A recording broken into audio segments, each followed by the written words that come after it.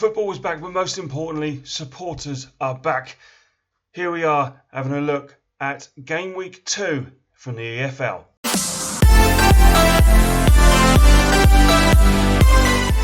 Welcome back to the channel as we look at the results from the weekend, get some team news and our predictions going into this weekend's games in the EFL, mostly concentrating on League 1 and 2. Before we get going, don't forget to hit that subscribe button, guys. Gained a lot of you in the last few weeks, especially after the prediction video, so I can't thank you enough for that. Keep it going. It's a good time, if any, to subscribe so you don't miss out on football content on this channel. So, the opening weekend of the Championship then. Hull City were the big hitters, hitting 4 away from Preston North End in a 4-1 win. Amazing return to the Championship for them. Andy Cannon scored on his debut, grabbing the 4th goal after some great work from Tom Eaves. Luton Town, much fancied by a lot of teams, by a lot of people, including myself, ran comfortably 3-0 winners over newly promoted Peterborough United. Birmingham City, but they probably had the result of the weekend, didn't they? A 1-0 win away at Sheffield United. Collins' second half header was enough to separate the sides for Bowyer's Birmingham to pick up 3 points. In fact, none of the 3 relegated sides from the Premier League picked up any victories. Only Hull City out of the promoted teams won, with Blackpool grabbing a last-minute equaliser at Bristol City to maintain their unbeaten start, and obviously the before-mentioned Peterborough United slipping to defeat at Kenilworth Road. Coventry City came from behind to dispatch Nottingham Forest in their return to home. Absolutely great scenes at the end, and Kyle McFadzean's goal was enough at the end to dispatch Chris Hughton's men. Alex Moyton and Brennan Johnson had a good display to give Forest some optimism moving forward to the next few weeks. So moving into this weekend and Game Week 2, the early kickoff sees Peterborough United and Championship football returning to London Road as they host Wayne Rooney's Derby County. Derby's squad, I guess the team-wise, 1-11, wasn't that bad and not very weak going into the opening weekend, but squad-wise, you certainly feel there'll be rough times ahead for the side from Pride Park. And Rooney will need to do a lot of stuff behind the scenes to maintain their competitive this season. Only 6 sides, 1 on the opening weekend. 2 of them meet at St Andrews as Birmingham City host Stoke City. Luton Town have their first real major test, don't they, as they travel to the Hawthorns away at West Bromwich Albion and hoping to keep their winning run going. My predictions are rolling across the bottom of the results I fancy this weekend. I see first victories of the season for Cardiff, Middlesbrough, Reading, Peterborough, Fulham, West Brom and Sheffield United. Plus, I also see a few more goals in the Hull City matches as well. I've gone for a 4-goal thriller, another 2-2 draw for Hull City here as they host QPR. Unfortunately, with these results, you'll probably see Swansea and Preston would still be looking for their first point of the season. Heading into League 1, and what a competitive season it is this season for League 1. We'll be featuring a hell of a lot of action in the few months on from League 1 on this channel. Just like in the Championship, League 1 only yielded 6 victories, and those victories were taken from AFC Wimbledon, Sunderland, Portsmouth, Rotherham, Wycombe and Burton Albion in the opening weekend. The man of the weekend, well, it's got to go to Cole Stockton, hasn't it? His 2 goals, including 1 stunner for Morecambe away at Ipswich, ensured that Morecambe got a point on their first game at League 1 level, and grabbed a point from Portman Road, which you feel once that side gels, not a lot of sides will be doing this year. All 4 sides, actually, from League 2 that got promoted last year into League 1 avoided defeat.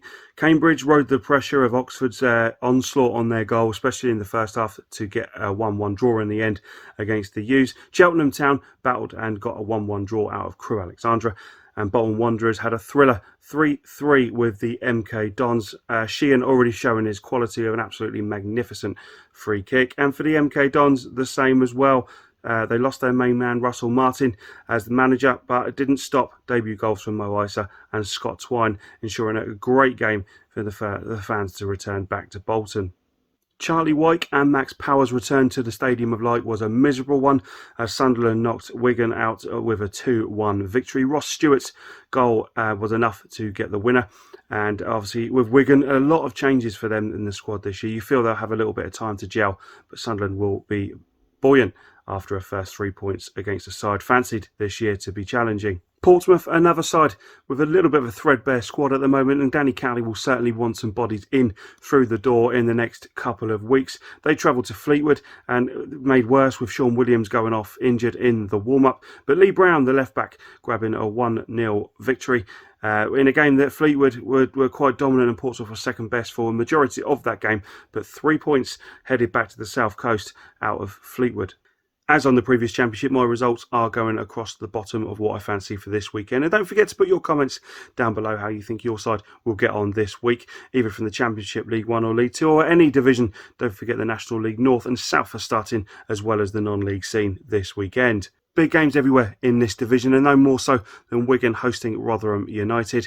I think with Wigan going through that transition at the moment, I think Rotherham United is a great chance to be going down there and looking for 3 points. Paul Warne was very happy with his display as they ensured a 2-0 win over Plymouth on Saturday, and I think they will take their chances here and grab 3 points down at Wigan.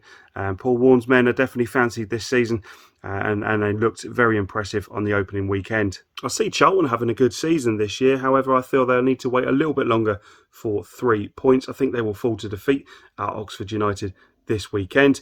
I also think there'll be first few wins of the season as well this week. Just like the Championship, a few teams will need that first 3 points. And I think Accrington, Ipswich, Lincoln, Oxford, Plymouth, Sheffield Wednesday and Bolton will all receive the 3 points. With Rotherham, Portsmouth and Wycombe picking up 3 points, their 100% start to the season will continue as well, I feel. Cheltenham have strengthened their attack this week with the signing of Kyle Vassell. Definitely good signing for Cheltenham Town. But I feel they'll have to wait a little bit longer to get those 3 points that they much crave at the moment, as they host a tough game in Wycombe Wanderers. Following that on, they then host Ipswich. You probably have to feel that they probably will need to grab the 3 points maybe after those 2 games have passed. Fleetwood and Burton away to follow. Tough games, but I feel that Cheltenham's 3 points will probably come from one of those 2 outings.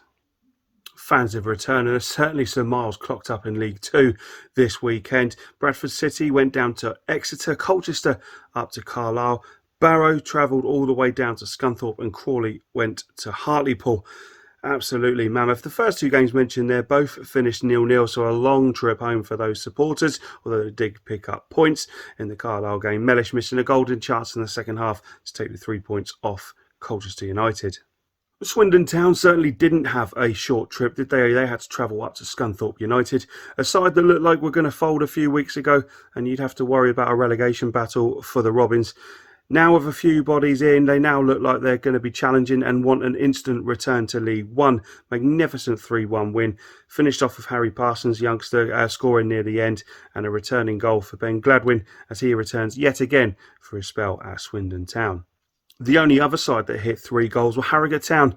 Fantastic game for them. 2-0 up quite early. They did get clawed back 2-2 at one point by Rochdale, but Warren Burrell's last-minute goal meant that Harrogate took 3 points. A debut goals for Alex Patterson and also Luke Armstrong means that there's some hope and some expectation there at Harrogate, and you feel that they probably will have a half-decent season. I did predict them halfway up the table on my predictions. There's no reason why, if these players are gelling already, that they can have a little push towards those playoffs and maybe have a little flirt with them anyway. Sutton United in the Football League suffered last-minute heartache. Ebu Adams' goal for Forest Green Rovers meant that they will return to Gander Green Lane with 0 points. The return is not quite actually ready yet, and they will be playing catch-up for a game or so as Gander Green Lane gets through the transition of going from that all-weather pitch to grass. Not quite ready yet, meaning that their first couple of home games have been moved. It is a blow for Sutton United fans, and they have to wait even longer. Salford and Hartlepool games have been called off and moved, which means Oldham Athletic will be the first side to visit Gander Green Lane at the end of August, when that soil will be ready. The Salford game this weekend that they were due to play at home has been reversed and will now be played at the Peninsula Stadium. Walsall and Bristol Rovers suffered some bad results over the weekend. Bristol Rovers losing in the last minute to Mansfield Town. Danny Johnson's last minute penalty and Ollie Hawkins' goal meant that 2 strikers that Mansfield brought in this year for Clough got off to goal scoring starts. A good start as well needed as Mansfield try and not have a bad start as they have had in the last few seasons. For this weekend, I see a lot of sides again picking up their first 3 points of the season. I certainly fancy Bradford City and Derek Adams to get the better of Oldham Athletic, even just narrowly, but I think Bradford will certainly pick up their first 3 points of the season. Crawley's match against Harrogate Town has been called off, unfortunately, which means Crawley have to wait a little bit longer for their second game of the season. A COVID outbreak means that Harrogate have had to call off their next 3 matches, including another game against Rochdale that they had in midweek in the Cup. It's a big blow for John Yems, as he'll be looking for a bit of fight back from his team after a late defeat up at Hartlepool on the opening weekend. Speaking of Rochdale do play Scunthorpe this weekend and be looking for their first 3 points of the season. 3 points that I think are a bit of a banker this weekend. I fancy Rochdale to certainly get 3 points over a struggling Scunthorpe United. If you calculate all my results, which you can see down the bottom, it would leave only one side of a 100% record, and that would be Mansfield Town. They do have a tough trip to Wales as they go to Newport County, and young boy Kevin Ellison grabbing that goal at the weekend for Newport, still going strong, isn't he? But I think Mansfield will just sneak the 3 points this weekend, and there will still be 0 points on the board for Oldham, Sutton, Scunthorpe, and obviously the non-playing Crawley Town. So thank you guys, that rounds up our preview for the EFL. We'll be doing a lot more of these coming up, especially even more focus as more teams get to grips back into playing in front of fans and the squad start gelling. We'll be doing in focus with some sides and also just concentrating on one league at a time when we do these previews. Let us know in the comments down below which content you enjoy and what content you might want to see from this channel. Next week I'll be reviewing the opening weekend for the National League North and South as we get used to the National League starting the week after. But don't forget also to check out my preview for the North and South coming up for this weekend on the podcast Left Back in the Changing Room. You can find it on Spotify as on all other podcast stations, and we will be previewing the non-league season there this week, coming up for this weekend. Thank you again, guys, to watch this channel, and don't forget we've got a lot more coming up. Don't forget to subscribe so you don't miss out on further football content from the channel. It's great to have supporters back. What a difference it made to watching football this weekend. Let us know where you're going this weekend, and we'll see you guys again soon. Stay safe. Up the footy.